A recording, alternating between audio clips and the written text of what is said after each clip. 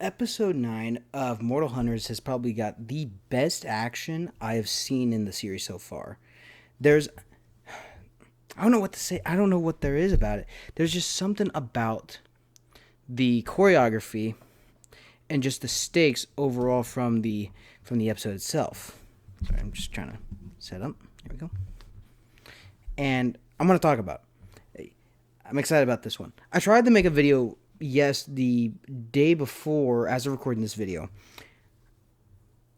And at first I uploaded it, so if y'all got a notification about the video, I deleted it probably like maybe 30 minutes after I felt that I half-assed it. So, I don't know. I wanted to try and do a better job with it. So, here we go. I went back and I rewatched the episode. So, I'm going to give you guys the best I can with the synopsis. And I got some questions I got to ask. I don't have theories, but I will kind of talk about if the theories I have made came to fruition or not. So, let's dive right into it. So, this is episode 9, All Bets Are Off, part 1. The next episode that's coming this Saturday is the season finale of the first season of this web series. And I'm excited about that. So, there's a bit to talk about, to go beat by beat. So, I'll talk about after I do this synopsis recap. Okay, so the episode starts with two guards, Mo and Quint. These are just side characters, and they have playful banter. I'm assuming probably ex-military, some sort of security detail. While they're bantering between each other, playing cards or whatnot, they get a notification from on the radio about a abandoned vehicle. They don't know what it is. They have no idea who it is. But before they can make any other sort of headway, they hear gunfire. There we go. I think that's better. They hear gunfire and they go to take cover, and this shootout happens. First of all, I gotta give props to to whoever did the visual effects and the camera work. The camera work in this episode is probably some of the best in the show. Besides, which one did I say had really good camera work? I think it was the episode 6, Hunted, or 7. But this one is probably some of the best camera work so far.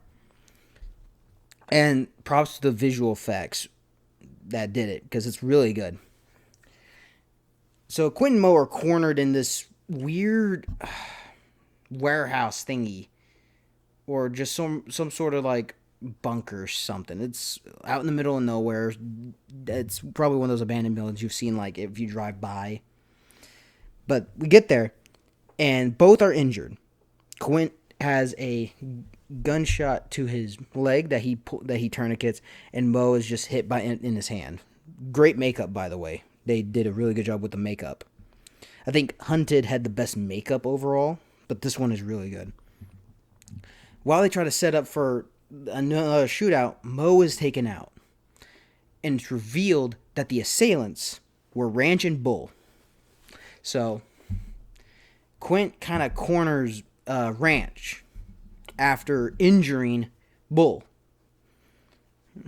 with his shotgun. I'm going to get into... I got a question about this in a second. They get into like a weird Mexican standoff. But before Quint can do anything, Bull comes up behind him and he takes him out. And Ranch leaves Bull to execute him, pretty much.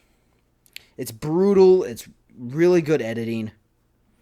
And they split up to find the piece. Bull, he does something where he picks up the dirt to like examine it, or something like that a hunter does, or a tracker does. And it's like he pinpointed the location. First off, how? I'll get into that in a second. But they split off. Ranch goes off to do his own, to search for other people, and Bull's left to find the piece. Okay, for the context, this is the last piece of the entire thing. In the previous episode, House says that there is only one piece left, winner take all. Like all bets are off, yada yada yada. So we have Bull go off to find it. But we kind of cut back, and Prairie Dog and K9 arrive at the scene. They find Quint's body, and Prairie Dog is immediately like shaken by this. So much so that he runs off to upchuck, essentially. They both have to move on because that's the job. Like, it's good stuff, actually. I really like it. And as they move on, we see Goldilocks following them. She's on radio with her brother Oz, who's not on the field. It makes me remember the dynamic between them as Oz is the brains, Goldilocks is the brawn. Kind of like a K9 Prairie Dog situation where K9's the brains and Prairie Dog's the muscle. But they're both here now. And then we cut again to Jag showing up and meeting Showtime, which I'm happy because Showtime is a personal favorite character because I just love his energy in his debut episode. The sad thing is, though, he's not in this episode very long, and I'm a little mad at that. I'm sure he's going to show up more later in the next one, but Jag and him have a kind of confrontation. He gets hit in the shoulder by one of her blades, and they just talk. They talk. And after Showtime gets the throwing knife pulled out of him, and before Jag leaves, he says she'll get hers. As like a weird warning type thing. And then... Okay. Oh, no, I got it wrong. Now at this point in the episode, Ranch and Bull split up to do their own thing. And after that, Jag confronts Ranch. This is a big matchup. And they fight. They're both even for a good bit until Jag gets the upper hand barely. Ranch is an impressive combatant. However, he relies more on his wit, his charisma, and his piece, his sidearm, more so than physical ability. Jag is more willing to get up close, so we have a matchup like that, and she barely wins. Let me read this up again. We cut to Bull digging up the final piece. He is then ambushed by Goldie, hitting him with one of her sticks. And we get a pretty fantastic line read. Like, God, I keep forgetting the actors' names for everyone in this show. And I keep forgetting to write them down. But I remember seeing Daniel Armenta is Bull. And if anyone in the Mortal Hunters cast that watches these videos, y'all do great, by the way. I remember I have said that some line reads are pretty janky. Like, it feels like they're kind of phoning it in and they don't really have much of a direction on how to say it. Bull, on the other hand, Daniel Armenta has consistently been probably the best in terms of the line reads. Because after he gets hit in the back of the head by Goldie, he says, it's the line like, that was a mistake. Goldie answers with, like, I'm not leaving here empty-handed. And Daniel Armenta, Bull gives a fantastic read of, then you're not leaving. It's like raw. It's like, it's imposing. Like, you could feel the rage in it. That you're not leaving. It's really good stuff. And I really like it. Thank you, camera. And the two of them fight for a good bit. Thanks to her weapon, she has some sort of, like, advantage against Bull. But Bull is just he's this juggernaut of a guy. Like, every fight he's in, he's just this big dude that just won't stay down. And he wins. And, all right. Yeah, he wins by overwhelming her, just because of just his sheer like tenacity and size. And then Canine shows up to save her, and with Prairie Dog, they catch up to them, and we get this cool standoff with them all. Bull versus Prairie Dog, Canine, and Goldie, 3v1, and we get kind of a weird disagreement type thing. We kind of establish some sort of difference in opinion. Prairie Dog doesn't like the fact that they're teaming up with Goldie. Same with Goldie, vice versa. Whereas Canine sees the value in the team up. So as they're squaring up to Bull, they're all getting ready. Bull throws the piece that he picked up to Prairie Dog. He says, "You two, like him and Prairie Dog and Goldie, y'all two can fight over it. I want you." He points at Canine to challenge him. They split. Oh, I completely spaced off of this. During Bull and Goldie's fight, we get this when he's finally got the advantage. We get this.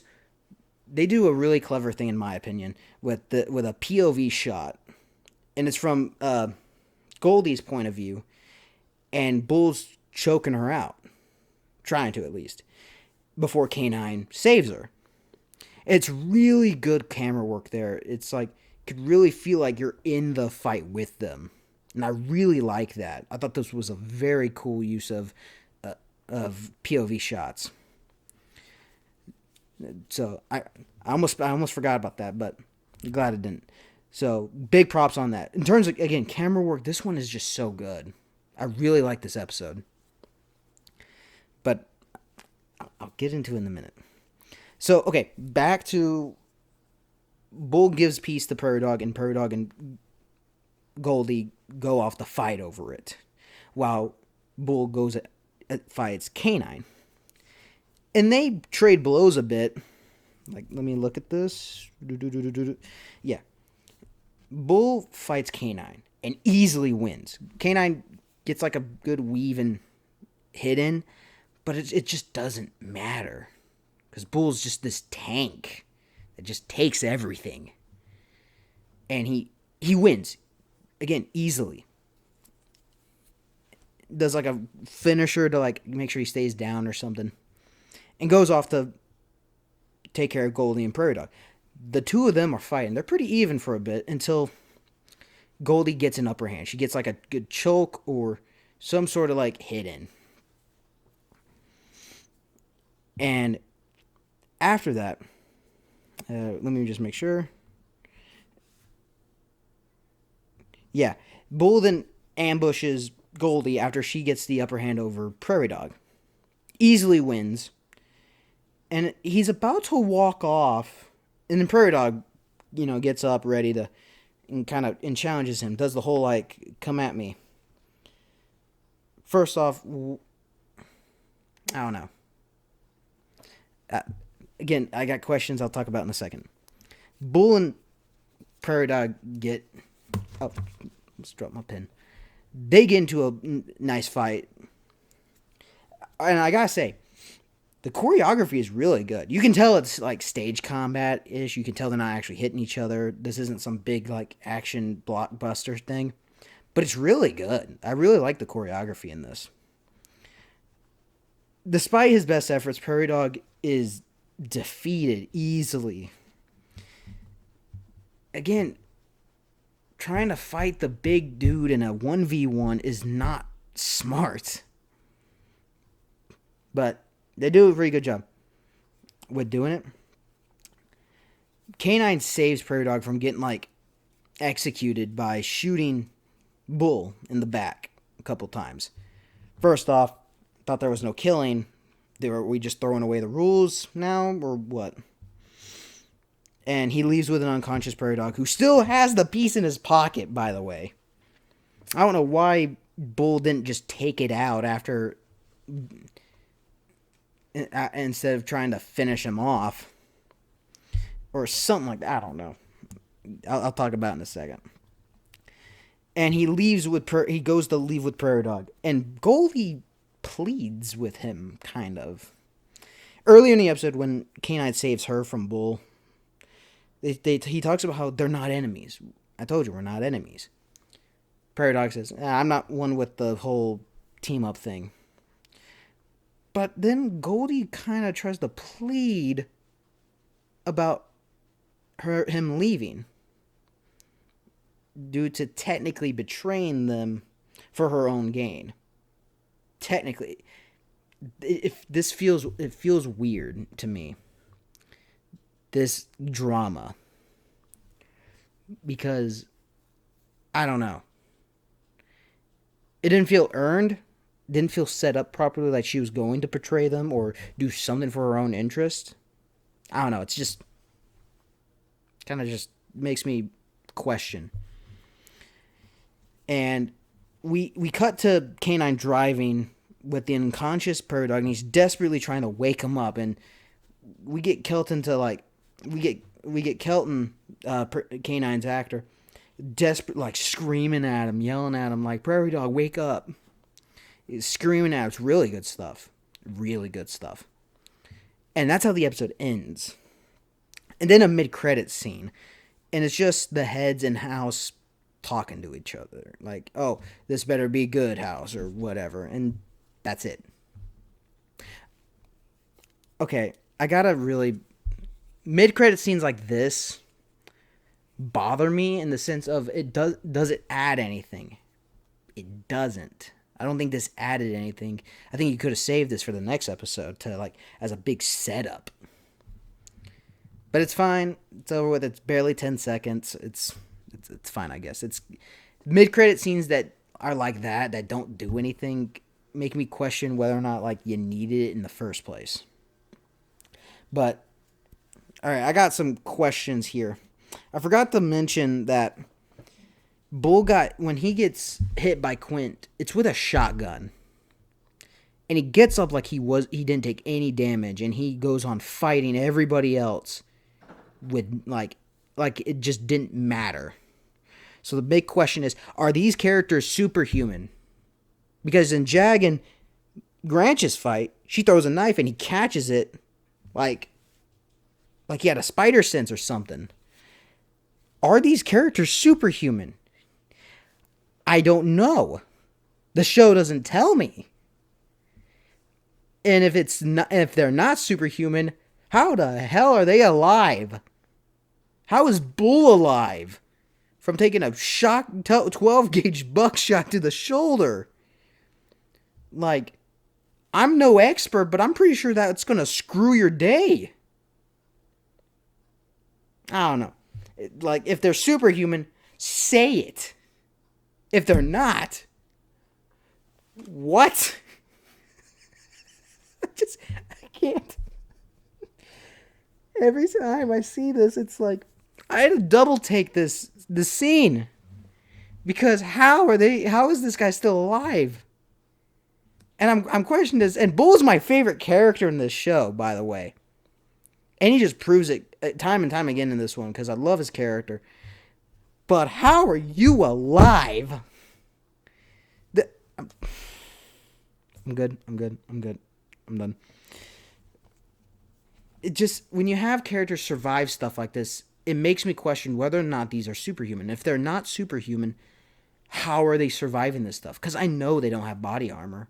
I know they don't have anything else. So it's just, it baffles me, is all. Unless they are all superhuman, I just missed on some, like, weird headcanon lore that the directors and writer has that I'm not invited in. I don't know. The other question I had a couple questions. Yeah, drama, why? With Goldilocks pleading to K9, why did we need the drama? Because it feels unearned, and it's not interesting because it kind of just happens. Like, K9 waits, and it's like it's supposed to be like this big moment, and I'm kind of just sitting there like, did we really? Is it really that serious? Does it really need to be that dramatic? I don't know. But it's fine. Acting wise is fantastic. I think this was a lot of fun. Action choreography was fantastic. I like the use of more like jumping hits and like knees to the face. I like how they did that a lot. It's really good stuff. Why didn't Bull take the piece back? That's my question. That's the main thing because you establish Bull as a very intelligent, pretty intelligent individual in this whole series. He knows how to talk, he knows how things work. He comes off as just the big guy, the brute. But there's more to him than that. He's smart. He knows how to fight, he knows how to take people down, he knows how things work. So why did he not take the piece back that he threw to Prairie Dog? Unless there is something more to it. And I don't know. It feels contrived to have our heroes, our main protagonists, have the final piece. It feels a little cheap. Like, oh, he got it. The antagonist doesn't take it back. Woohoo! That's what I'm kind of thinking is question marks is all. This was a chaotic episode that had a lot of action. And I don't know if anything changed, if any of the plot continued. All we know is that Prairie Dog is critically injured and they have the final piece. That's it. We didn't really learn anything new with Jag. We didn't learn anything new with Ranch and Bull. We didn't learn anything else with the rest of these characters. And another question is, what was with the guards? What do they know what the piece was, or was this just a blacklist site that no one knew about? That was just security detail. Or, if I want to get the technical answer, was this all for the point of an action sequence? I don't know. In terms of like lore and the narrative itself, this did very little. In the sense that we didn't learn anything new. Only that Prairie Dog and K9 now have the last piece. And if I'm not mistaken, that's their only piece. Because they lost their piece to Jag in the pilot. They lost their second one to Ranch and Bull. And now, and in episode 4 or 5, I believe, if I remember right. Yeah, for episode 5, they lost their miracle box. That's not brought up ever again. It's not. Even in Sip and Latte in episode 8, they didn't bring up the fact that the miracle box was shot out of Prairie Dog's hands. What was the point of that thing if you're not going to use it? So, okay. Any theories that I have, did they come to fruition? I don't think so. The theory that the miracle box theory that it has a piece of the tablet and it's like a homing beacon or a seismic detection thing because of earthquakes for the pieces don't seem to have come to fruition on that one. As far as I can tell, this was just the miracle box was just a MacGuffin finder and just to be left on the wayside.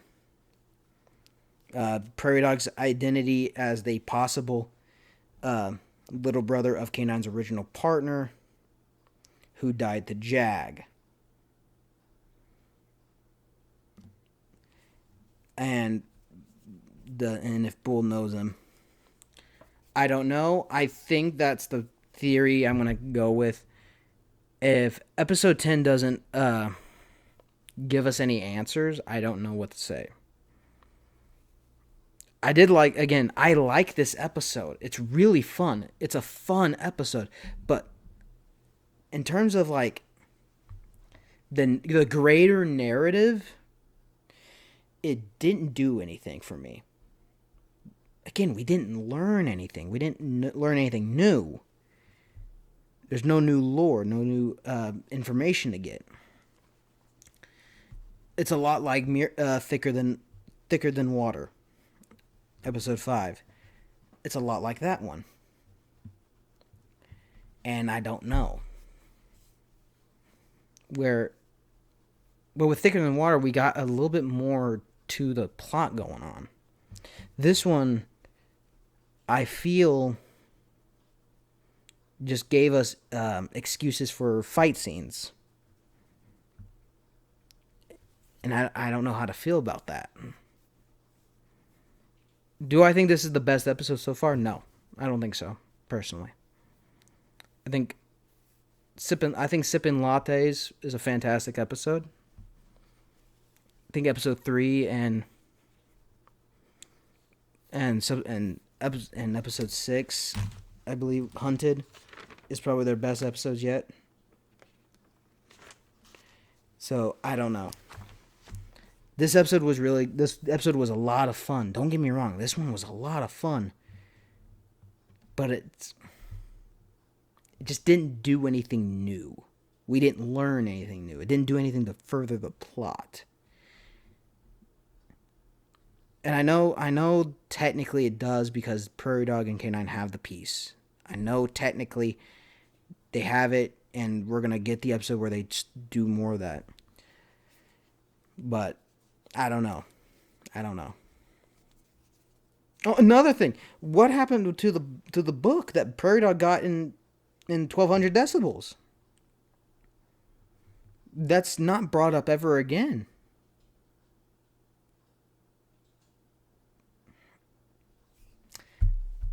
I don't know. Episode 10, the season finale, better answer some of these questions for me. Because these are Chekhov's guns that I hope get used more. So, we'll see what happens. I'm going to upload this video hopefully by 8 tonight. And wow, I've been talking too long. I had a lot to say about this one. Again, when I first attempted this, it was a lot of it was kind of half-assed, and I wanted to do better, and I hope I did. Get more into it. Okay, so I'll see. Yeah, I got nothing else to say about this episode. I like it a lot. It's not the weakest episode, but it's really on the medium tier. If I were to rank it, I don't think I'm gonna rank these episodes as are, but this was chaotic. It was fun, but it left me with more questions than answers. So I can't wait for the season finale. I'll try to get that video up as the episode releases on Saturday, or if I can, I'll try to just get it done the next day. I sure hope so, man. I need to get better with these schedules. Anyway, I'll talk to you guys in the next one. I'll link the episode in the description down below, so if y'all want to watch it, please do so. Please support this channel. They're fantastic. And if y'all want to talk to me about it in the comments down, what your thoughts are, please do so as well. And I'll catch you all on the next one. Hope y'all have a nice one.